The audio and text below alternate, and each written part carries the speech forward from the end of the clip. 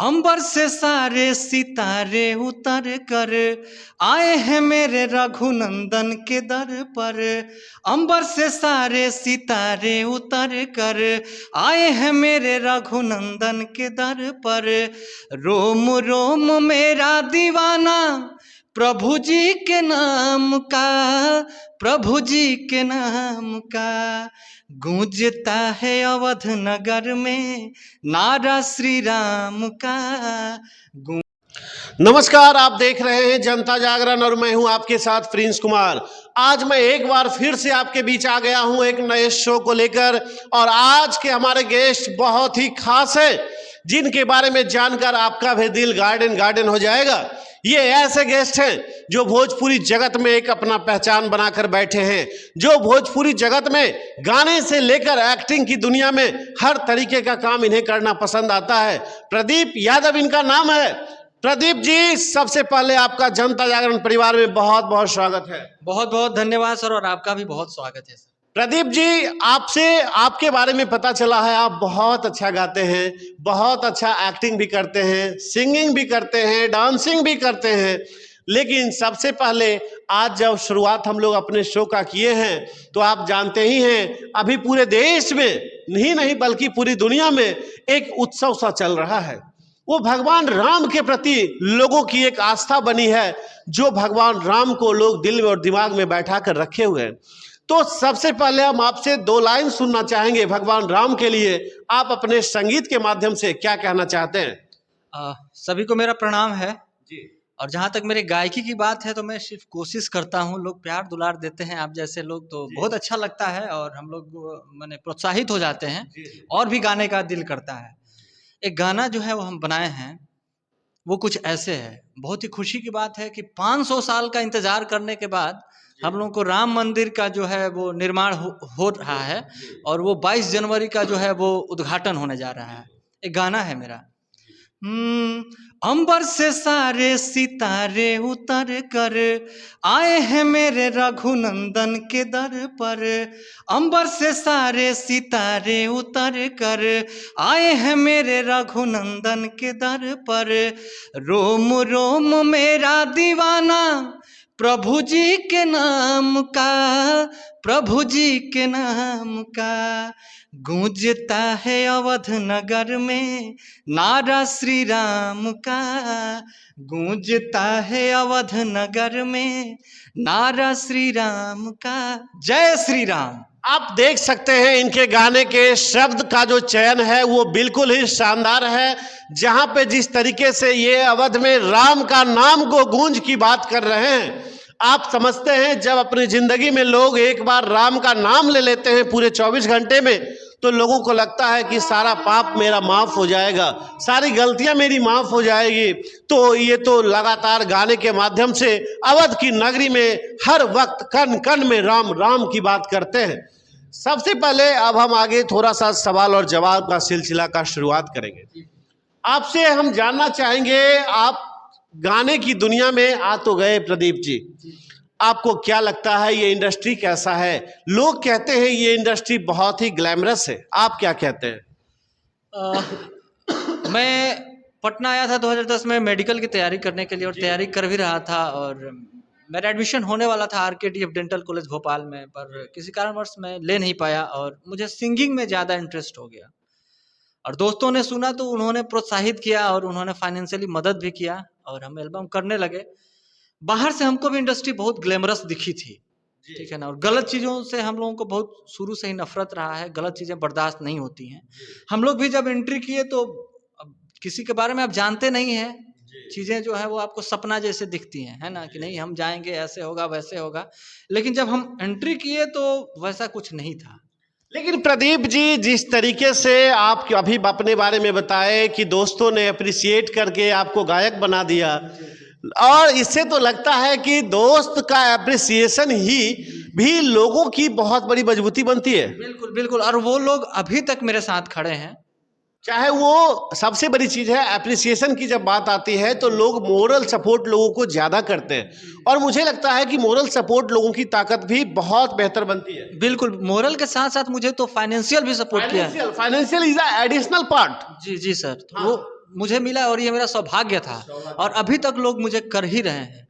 जी, लेकिन प्रदीप जी, अब मैं पुनः अपने बिंदु पे आऊंगा। आपको क्या लगता है 500 साल जिस तरीके से पूरे राम के वन जैसे इस तरीके से लोगों का बीता है पूरे विश्व में, जैसे लगता है राम भगवान एक बार पुनः वनवास चले गए थे। जिस तरीके से राम भगवान अपने जीवन काल में 14 वर्ष का वनवास बिताए, ठीक उसी तरह से राम भगवान एक बार पुनः मंदिर का निर्माण इतने विलंब से होने की वजह से लगभग 500 वर्षों का बड़ा वनवास बिता। इस पे आप क्या कहेंगे? देखिए, हमारा जो देश है वो हमारे यहाँ जो हिंदुस्तान में, भारत में जो है सनातन धर्म के लोग ज़्यादा रहते हैं और राम कृष्ण शंकर ये जो भी हैं हमारे आदर्श हैं, हमारे देवी देवता लोग हैं, है ना। तो हर लोग, जैसे मुसलमान लोगों का मस्जिद होता है, पाकिस्तान चले जाइए, दुबई चले जाइए, हर जगह मस्जिद है, वैसे हमारे यहाँ मंदिर होना चाहिए। और राम जी तो मतलब क्या कहें, मैंने मर्यादा पुरुषोत्तम कहा जाता है ना। तो उनका मंदिर अगर बन रहा है और इतना विलंब से बन रहा है तो मैंने दुख भी है कि इतना विलंब क्यों हुआ। खुशी इस बात की है कि 500 साल इंतजार करने के बाद भी मतलब बन रहा है। कितना खुशी है आपके दिल में, कैसे बयां करेंगे इस खुशी को? तो क्या, मैं अपने दोस्तों के साथ हम जा रहे हैं 22 तारीख को, बिल्कुल जा रहे हैं वहाँ पे हम लोग, और मुझे भी लेते चलेंगे अपने साथ। चलिए, आपका स्वागत है। हम चाहेंगे कि आप भी अपने साथ और भी लोगों को ले चलिए और वहाँ हम लोग जा करके पुण्य के भागी बनेंगे। लेकिन प्रधानमंत्री तो लोगों से अपील कर रहे हैं कि लोग कम से कम आए, खासकर परिवारों के साथ ना आए, क्योंकि भीड़ वहाँ पे बहुत ज्यादा होने की संभावनाएं दिख रही है। क्योंकि वहाँ पे सबसे बड़ी बात है, वीवीआईपी लोग वहाँ पे बहुत बड़ी संख्या में आ रहे हैं। प्रशासन के लिए भी एक सुरक्षा के लिए बड़ा चैलेंज होगा, वीवीआईपी प्रोटोकॉल को फॉलो अप करना होगा। तो सारी पहलुओं को यदि हम देखते हैं तो यूपी सरकार, यूपी प्रशासन और यूपी पुलिस, साथ साथ सेंट्रल गवर्नमेंट की भी बड़ी जिम्मेदारी होगी इसमें। और सबसे बड़ी बात है, कुछ दिन पहले धमकी भी आया था, बम अलग अलग तरह की चीजें होती रहती है। लेकिन अब सवाल यह है कि क्या लगता है आपको, उस पूरे मैनेजमेंट को, प्रशासन के लिए कितना बड़ा चुनौती बन सकती है? हाँ, देखिए, ये आस्था की बात है। अब हम लोग तो देख रहे हैं कि नेपाल से कहाँ से लोग सोना चांदी लेकर के जा रहा है, तो आप रोक नहीं सकते हैं इसको, ठीक है? रोक भी नहीं सकते, नहीं सकते हैं, क्योंकि आस्था की बात है और भगवान को हम लोग मानते हैं, पूजते हैं और उनके दिखाए मार्ग पे हम लोग चलने का कोशिश करते हैं। तो सरकार ने निर्णय लिया है, मतलब काबिले तारीफ है। वो लोग चाह रहे हैं कि नहीं, कुछ इस तरह की दुर्घटनाएं ना हो जाएं, क्योंकि भीड़ बढ़ेगी तो बहुत सारी समस्याएं आएंगी। जी, प्रशासन पुलिस के लिए बहुत दबाव होगा। साथ साथ आप मेडिकल इमरजेंसी की बात करें, मेडिकल मैनेजमेंट की बात करें, होटल मैनेजमेंट की बात करें, फूड मैनेजमेंट की बात करें, डिफरेंट टाइप ऑफ मैनेजमेंट की आप बात करेंगे तो दिखाई ये देगी कि सारे विभागों में एक बड़ा प्रेशर होगा, क्योंकि लोगों की संख्या बहुत बड़ी होने की संभावनाएं हैं। बिल्कुल बिल्कुल। बहुत सारे लोग जो जा रहे हैं, हम ही लोग जा रहे हैं, क्योंकि हम लोग कलाकार आदमी हैं। और वैसे भी हम जो है अपना शुरुआत ही किए थे सनातन धर्म का गाना से ही। छठ एक शुरुआत कौन सा गाना किए थे अपने कैरियर का, जरा वो गाना 2 लाइन सुनाइए। पहला मेरा गाना था वो छठ का गाना था। क्या गाना था, जरा सुनाइए वो गाना। वो गाना था कुछ ऐसे था, सुनाइए ना। अभी तो छठ का माहौल नहीं है क्योंकि कार्तिक महीना। कोई बात नहीं, आप गाना सुनाइए चैनल में। माथावा पर धई के दौरियानु हो, स्वामी चली धीरे धीरे। माथावा पर धई के दौरियानु हो, स्वामी चली धीरे धीरे। चल के बा गंगा के तीरे नु हो, स्वामी चली धीरे धीरे। ये मेरा, क्या बात है। आप देख सकते हैं इनके स्वर में लगता ऐसा है कि माँ सरस्वती साक्षात निवास करती है। और इनके स्वर में गाने की आवाज को जब आप सुन रहे हैं तो बहुत ही मीठा है, और इतना मीठा है कि दिल करेगा आपको उस गाने को मैं हमेशा सुनता रहूं। आप अंदाज लगाइए, जिनके अंदर, जिनके स्वर में माँ सरस्वती का वास हो, उस व्यक्ति की भविष्य का कितना उज्जवल होगा, आप अंदाजा लगा सकते हैं। भले ही अभी आपको हो सकता है पूरा बिहार ना जानता हो, पूरा हिंदुस्तान ना जानता हो, लेकिन माँ सरस्वती का ये ताकत आपकी है जो एक दिन आपको पूरा हिंदुस्तान को आपका परिचय दिलवाएगी। और मुझे ये पूरा विश्वास है आपके ये स्वर को देखकर। लेकिन हम प्रदीप जी और थोड़ा सा आगे बढ़ने का प्रयास करते हैं और आपसे ये जानना चाहेंगे कि चीजें अभी जो फिलहाल चल रही है, वर्तमान व्यवस्था को देख करके आपने बताया जिस तरीके से ये सच्चाई भी है, लगभग 500 वर्षों का तपस्या, खास करके हमारे माताजी पिताजी, आपके माताजी पिताजी मतलब 50+ एज की हम बात करें तो उस एज के ग्रुप के जो लोग हैं उनके लिए आप क्या कहेंगे? देखिए, अगर आप स्वस्थ हैं, आने अभी क्योंकि ठंडी का भी मौसम है और ठंड लगने की भी संभावना है, तो अगर आप स्वस्थ हैं, आप लग रहा है कि नहीं हम जा सकते हैं, तो आप जाइए। नहीं तो आप घर में भी खुशियां मना सकते हैं। ऐसा नहीं है कि हम वहां जा करके ही खुशियां मनाएं। हम लोग तो कलाकार हैं, हम लोग तो बहुत उत्साहित हैं, हम लोग अपने आप को रोक नहीं पा रहे हैं, इसलिए हम लोग जा रहे हैं और अपने साथ भी, मेरे साथ भी लोग जा रहे हैं। अच्छा, आपको एक जानकारी मुझे मिली है कि अयोध्या जाने के लिए खास करके इस महा उत्सव के अवसर पे कई ट्रेनें को फ्री कर दी गई है और वंदे भारत जैसे और स्पेशल ट्रेन, कई ट्रेनें चलाई जा रही है अयोध्या से, उस पर आप क्या कहेंगे?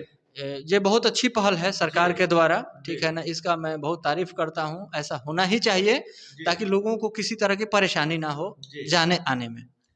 लेकिन क्या बताएं प्रदीप जी, आपका गाना इतना अच्छा लगा मुझे और मेरे दर्शकों को कि मैं उस गाने को छोड़ नहीं पा रहा हूं। और राम राम राम की जो बात है, पूरे अवध नगरी में आपने राम राम की गूंज की बात बताई, तो मैं चाहूंगा कि उस गाने को आप पूरा ही कर दें। हाँ, मैंने राम भगवान के लिए 2-3 गाने बनाए हैं। एक और गाना है,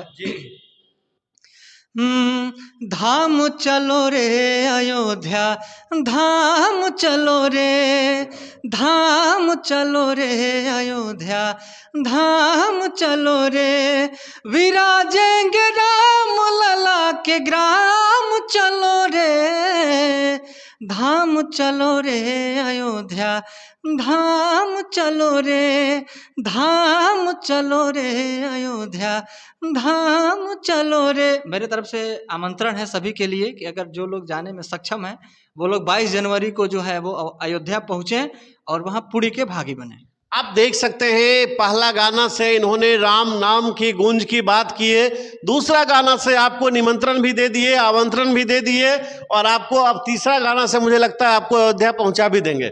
तीसरा गाना आपका क्या है, जरा ये बताइए। तीसरा गाना है मेरा, राम जी जा रहे हैं, राम जी आ रहे हैं, ठीक है। उनके भक्त हैं हनुमान जी, जिनका हम लोग बहुत पूजा करते हैं, तो उनके लिए भी एक गाना है जिसमें राम जी का भी और हनुमान जी का भी बयां कर देगा वो सॉन्ग।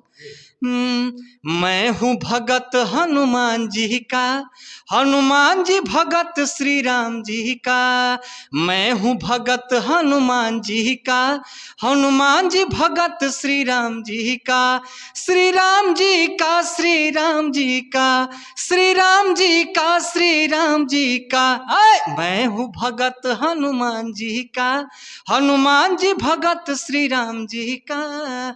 तो देख सकते हैं किस तरीके से एक स्वर में भगवान राम और हनुमान दोनों को ये बांधते हुए निकल रहे हैं, और लगता है मुझे जहां राम और हनुमान होंगे वहां तो ऐसे भी चमत्कार से कम हो ही नहीं सकता, क्योंकि जब एक बार राम का नाम से किसी का जीवन पूरा दिन के लिए सुखमय हो जाता है, पूरी जिंदगी में खुशियां आ जाती है, तो जहां साक्षात दोनों होंगे वहां खुशियां की अंबार का क्या ठिकाना है।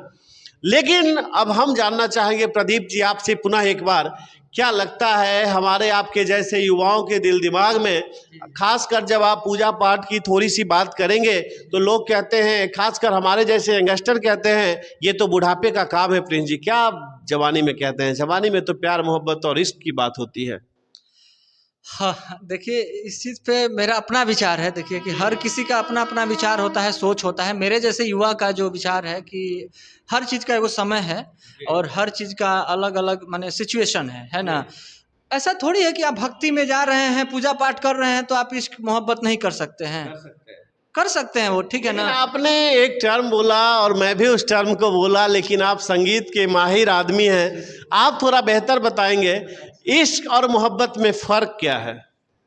ये काफ़ी मतलब वो उलझाने वाला सवाल आपने कर दिया है, ठीक है। इसका बहुत ज़्यादा एक्सपीरियंस है नहीं, क्योंकि हमने फोकस नहीं किया इन सब चीज़ों पे। नहीं, मैं इसलिए आपसे बोला क्योंकि आप साहित्य जगत के लोग हैं और साहित्य में तो पूरा रस ही भरा पड़ा है, इसी चीज से ही म्यूजिक जुड़ा हुआ है। हाँ, ऐसा नहीं है कि साहित्य में सिर्फ इश्क मोहब्बत ही है। भले आजकल के युवा लोग और लोग जो है इश्क मोहब्बत में साहित्य को घुसा दिए हैं, साहित्य में और भी चीजें हैं जिस पे लोग ध्यान नहीं दे रहे हैं। लेकिन मैं उधर नहीं जा रहा हूं सर, मैं साहित्य की बात अगले सेशन में करेंगे। हाँ, मैं बस इश्क और मोहब्बत की बात इसलिए किया अभी क्योंकि भगवान राम के प्रति भक्तों में ऐसी भावना होती है, ऐसी विचारधारा होती है जो लोगों को वो साधारण इंसान से बढ़ाकर उनका शिष्य बनाता है और जिसे लोग धरती पे, पृथ्वी पे भगवान के रूप में पूजते हैं।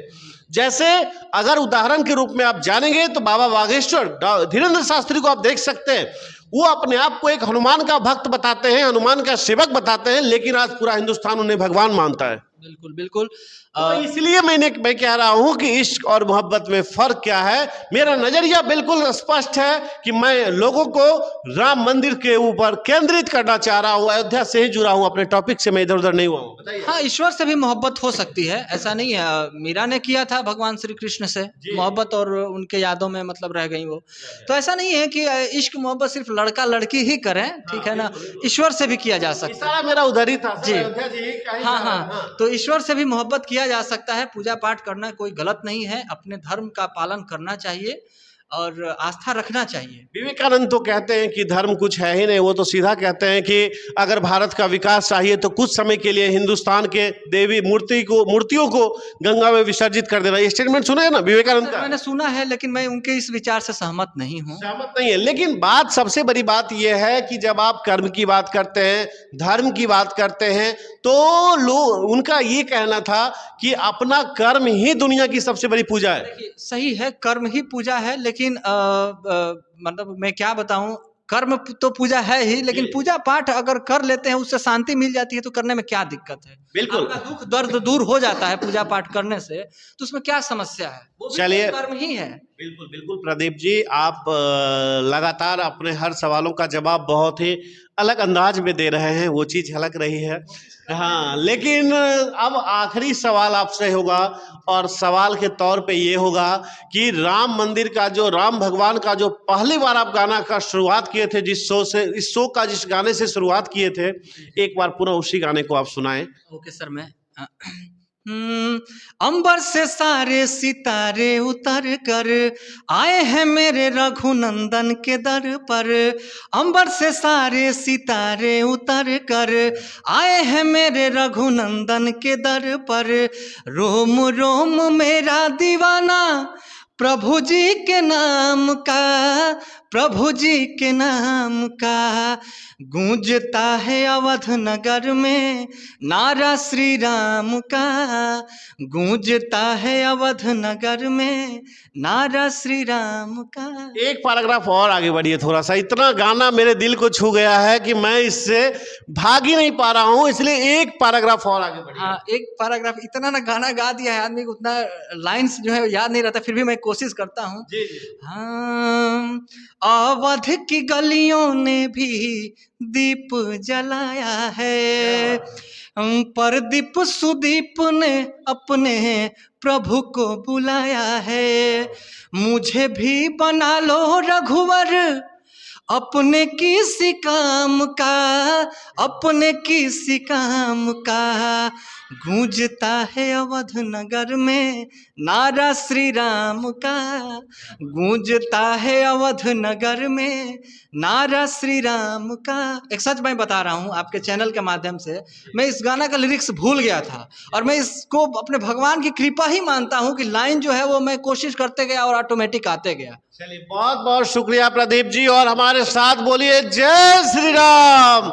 और देख सकते हैं जिस तरीके से इन्होंने भगवान श्री राम के बारे में एक नहीं अनेकों पंक्तियां बोलकर, कई सौ शब्द को बोलकर पूरे गाने को संयोजित तरीके से, सुसज्जित तरीके से सजाने का काम किया और सभी गाने को बहुत ही बेहतरीन स्वर में, लगता है जैसे कि मां सरस्वती इनके जीभ पे वास करती है, जिसके वजह से ये इतने अच्छे गा पाते हैं। लेकिन अब बड़ा सवाल है कि आने वाले समय में लगता है कि अयोध्या राम नगरी अब पूरी तरह से सज चुकी है और दीपावली का शुभारंभ बस होने में कुछ ही दिन बची है। आज 9 तारीख हो चुका है और कल 10 हो जाएगा। अगर अभी से आप जोड़ेंगे तो 16 तारीख से वहां पे विधिवत तैयारी शुरू हो जाएगी, जो राम भगवान के लिए, राम भगवान को मंदिर में स्थापित करने के लिए सारी विधि व्यवस्था बनाई गई है। पूरी सनातन धर्म के दृष्टिकोण से वो सारी व्यवस्था की तैयारियां बहुत ही तेजी रफ्तार से चल रही है। तो अभी फिलहाल हम ज्यादा जानकारी आपको नहीं देंगे, लेकिन अगला एपिसोड में बहुत जल्द लेकर आऊंगा, जिसमें राम मंदिर के से जुड़े और भी पहलुओं पे मैं आपके साथ बात करूंगा। फिलहाल अभी के लिए इतना ही, मुझे इजाजत दें आप लोग जाने का। तो चलिए आप देखते रहें जनता जागरण परिवार। मैं हूं आपके साथ प्रिंस कुमार। नमस्कार।